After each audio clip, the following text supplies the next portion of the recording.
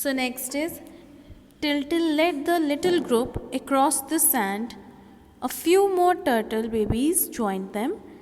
Topsy had laid nearly 50 eggs, but some of them did not get enough warmth from the sand, so they were not ready to come out. Some others had been dug up by a naughty boy who took them home. अब यहाँ पे वो क्या कह रहे हैं that जो टिल्टिल है वो अपने बाकी के ब्रदर्स एंड सिस्टर्स को जिसको वो एक लिटिल ग्रुप कह रहे हैं वो उस ग्रुप को लेकर सैंड के दूसरी साइड जाना स्टार्ट करते हैं. A few more turtle babies join them. इस लाइन का मीनिंग है कि कुछ और टर्टल्स जो कि एग्स में से बाहर आते हैं, एग को क्रैक करके वो बाहर आए हैं, वो भी उनके साथ सैंड से दूसरी तरफ जाना स्टार्ट करते हैं. नाउ दे आर सेइंग कि इन टोटल जो टॉप्सी है, जो मदर टर्टल है, उसने इन टोटल 50 एग्स दिए थे. उनमें से कुछ एग्स जो हैं वो क्रैक कर चुके हैं, वो उन एग्स में से क्रैक करके उनमें से बेबीज़ बाहर निकल चुके हैं, लेकिन कुछ एग्स ऐसे हैं जो अभी क्रैक नहीं हुए, जिनमें से अभी बेबीज़ नहीं निकले, क्योंकि उनको अभी इतनी वार्मथ, इतनी सनलाइट नहीं मिली ताकि वो प्रॉपर बन सकें. सो वो कह रहे हैं कि कुछ एग्स क्रैक हो चुके हैं, बेबीज़ आ चुके हैं, कुछ अभी क्रैक नहीं हुए, और कुछ एग्स ऐसे हैं जो कि किसी नॉटी बॉय ने उनको डग किया, यानी कि उनको खोदा और वो एग्स वहाँ से निकाल के अपने घर ले गया. Okay, so keep by the rocks warned Tiltil. Look at those big seabirds flying above. They look very bad. I hope they don't attack us. Now जो टिल्टिल है वो साथ साथ उनको इंस्ट्रक्शंस देते जा रहा है कि जो रॉक्स हैं, जो बड़े पत्थर हैं, उनकी साइड्स पे ही रहना, बीच में नहीं जाना, कहीं नहीं, यहाँ वहाँ नहीं जाना. एंड ही इज़ पॉइंटिंग, वो इंडिकेट कर रहा है कि ऊपर हमारे सी बर्ड्स हैं. ठीक है, सी बर्ड्स फ्लाइंग अबव, ऊपर जो हैं वो सी बर्ड्स हैं और वो अटैक कर सकती हैं उन टर्टल्स पे. एंड वो कह रहे हैं कि they look very bad. They look very bad का मतलब है कि वो बहुत ही डरावनी लग रही हैं, हो सकता है कि वो हम पर अटैक कर दें. Before Tiltil could finish speaking, one of those birds swooped down on them. Get inside your shells, quick, cried Tiltil. But it was too late. A seagull grabbed one of them and flew away. They felt very sad. Now here they are saying कि यहाँ पे टिल्टिल जो है ये सारी उनको instructions दे ही रहा होता है, वो बता ही रहा होता है कि सी बर्ड्स ऊपर हमारे फ्लाई कर रही हैं. इतनी देर में वो देखता है कि एक सी बर्ड उनकी तरफ फ्लाई करती हुई आती है. And he suddenly starts shouting कि सब अपने अपने शेल्स के अंदर चले जाओ, लेकिन इट वॉज टू लेट. बहुत देर हो चुकी होती है. उनमें से एक सीगल जो सी बर्ड है वो नीचे आती है और एक टर्टल को अपने पॉज में अपने उठाकर ले जाती है. और सब जो टर्टल्स हैं वो बहुत परेशान हो जाते हैं. And the Tyltyl says now just be careful all of you. अब वो उनको वॉर्न कर रहा है कि सब अब ध्यान से चलेंगे, कोई भी केयरलेसली यहाँ वहाँ नहीं जाएगा और जल्दी से हम अब सी की तरफ जाएंगे. How far is the sea? asked one of his brothers. I am hungry and thirsty too, said another. अब जो टिल्टिल का जो ब्रदर है वो क्वेश्चनिंग करता है कि कितनी दूर है अभी सी, मुझे तो बहुत भूख लग रही है और प्यास भी लग रही है. Then there are some tiny worms here, said Tiltil, sniffing inside a sand heap, and there's water in that puddle.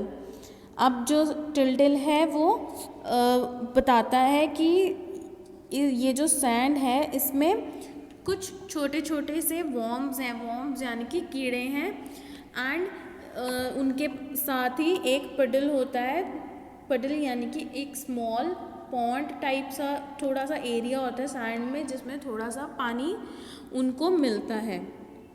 सो टिल्टिल जो है वो इन्फॉर्म करता है बाकी सबको कि जो सैंड है इसमें छोटे छोटे वॉर्म्स हैं और उस पुडल में थोड़ा सा पानी है।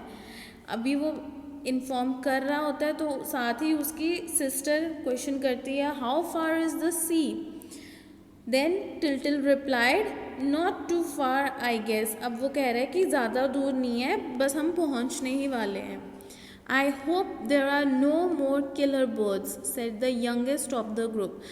सबसे छोटा जो टर्टल होता है उनके ग्रुप में वो बोलता है कि I hope there are no more killer birds, कि मुझे अब मैं ऐसा लगता है कि अब यहाँ पर और किलर बर्ड्स ना हो।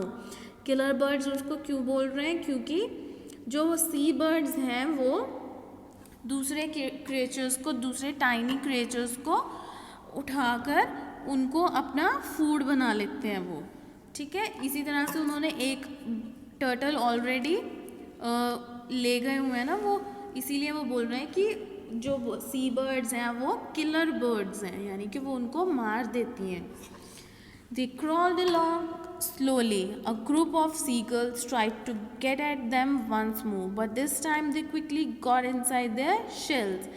अब वो धीरे धीरे से क्रॉल करते हुए सी की तरफ जा रहे होते हैं, तो इतनी देर में सीगल्स दोबारा से ट्राई करती हैं, but this time they are very careful. वो जल्दी से अपने शेल के अंदर अंदर चले जाते हैं सो दैट जो सीगल्स हैं वो उन पे अटैक ना कर सकें।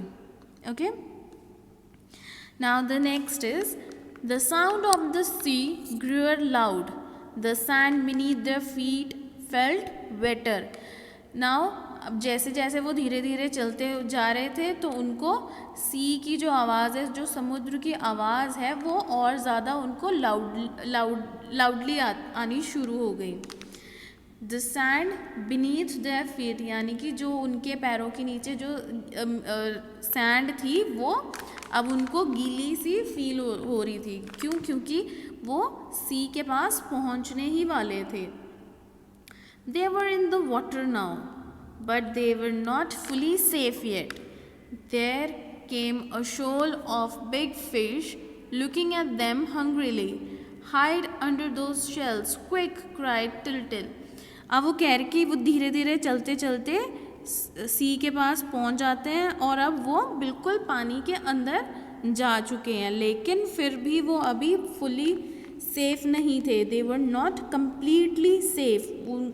जो डेंजर था, जो खतरा था, अभी भी बना हुआ था। नाउ अब तो वो पानी के अंदर हैं। ओके, अब पानी के अंदर उनको क्या ऑब्स्टेकल फेस करनी पड़ी, क्या खतरा उनके सामने आया? There came a shoal of big fish.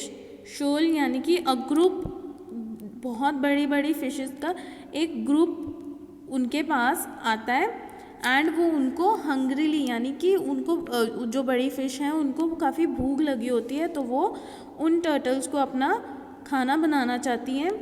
तो अब टिल्टिल दोबारा से शाउट करता है, उन सबको बोलता है कि जल्दी से अपनी शेल्स के अंदर चले जाओ, छिप जाओ जाके। They dug under a pile of empty shells just in time. Tyltyl looked around anxiously. Now जल्दी से वो अपने अपने शेल्स के अंदर छिप जाते हैं, बेंट हो जाते हैं, ताकि वो उन बिग फिश का खाना ना बन पाए। जो टिल्टिल है वो बहुत एंग्शियसली यानी कि बहुत वरिड मैनर में, बहुत घबराया हुआ यहाँ वहाँ देखता है। So life seems to be hard, said one of his brothers. It seems to me that we are always hiding from killers of one kind or another. अब जो टिल्टिल का ब्रदर है, एक और ब्रदर है, वो बोलता है life seems to be hard, जो ज़िंदगी है वो बहुत मुश्किल लगती है। ऐसा लगता है कि लाइफ बहुत ही टफ है, ईजी नहीं है।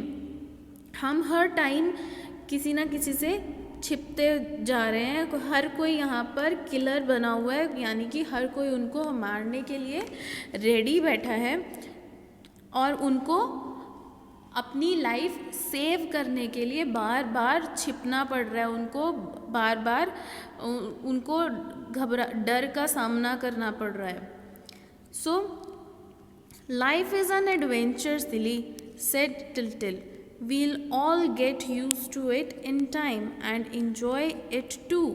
अब जो टिल्टिल है वो बहुत ही करेजियस माइंड का है, बहुत ही थॉटफुल है। वो कैसे रिप्लाई करता है, वो कहता है कि नहीं, ऐसा नहीं है, लाइफ हार्ड नहीं है, लाइफ एडवेंचर है।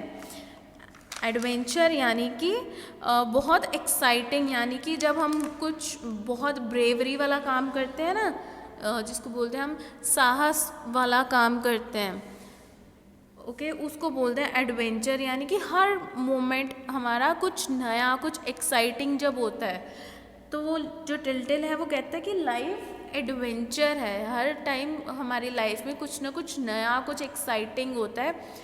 सो कुछ ही टाइम में हम यूज टू हो जाएंगे, हम हैबिचुअल हो जाएंगे, हमें हैबिट पड़ जाएगी, तो फिर हमें कुछ ज़्यादा डर नहीं लगेगा, हम लाइफ को उस टाइम इंजॉय करेंगे। Okay, the big fish were all gone after a while, the water looked blue, it felt as soft as silk.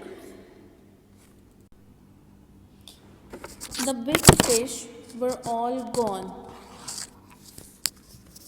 After a while, the water looked blue. It felt as soft as silk. The sound of waves produced music. All clear now, said Tiltil in a happy voice. We have reached home. Now, जो बड़ी fish, shoal of big fish जो उनके पास आता है, वो सब अब चले जाते हैं। कुछ देर बाद बिल्कुल क्लियर हो जाता है, पानी जो है वो काफ़ी क्लियर नज़र आता है, ब्लू नज़र आता है। Then it felt as soft as silk, means अब जो वाटर है बिल्कुल क्लियर हो चुका है और उनको एक सिल्क जो मखमल होता है उसके जैसा लगता है, क्योंकि सब जो सारे डेंजर हैं उनको उन सबको उसने उन सब ने फेस कर लिया है, सब कुछ क्लियर है, कुछ भी अब उनके रास्ते में नहीं है। Then the sound of waves produced music, जो वेव्स हैं, जो पानी की लहरें हैं, उनमें से जो आवाज़ आ रही है उनको लग रहा है कि वो एक म्यूज़िक है, because now they all are enjoying being in the sea. All clear now, said Tyltyl in a happy voice, और अब वो सब बहुत खुश हैं, हैप्पी हैं। Why? Because they have reached their home, अब वो अपने घर पहुंच चुके हैं। Okay, so the chapter is finished. Now the moral of this story is we should face each and every problem, each and every obstacle in the life very bravely. जो भी हमारे लाइफ में प्रॉब्लम्स आती हैं, हमें उनको bravely यानी कि बहुत बहादुरी के साथ उनको फेस करना चाहिए। कभी भी मुश्किलों से डर के भागना नहीं चाहिए, कभी भी हार नहीं माननी चाहिए, हमेशा उनको पॉजिटिवली और ब्रेवरी के साथ उनको हैंडल करना चाहिए, उनको फेस करना चाहिए। That's it.